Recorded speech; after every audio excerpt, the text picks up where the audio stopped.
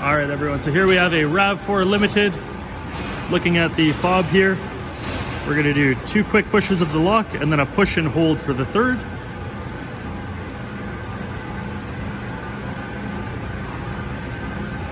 You'll see our hazards go on and the car is now running. To turn it off, what we're gonna do, we're just gonna press unlock. Vehicle will shut right back off. All right, and here we're looking at a 2022 RAV4 Limited. So again, lock twice very quickly, then push and hold. So push and hold.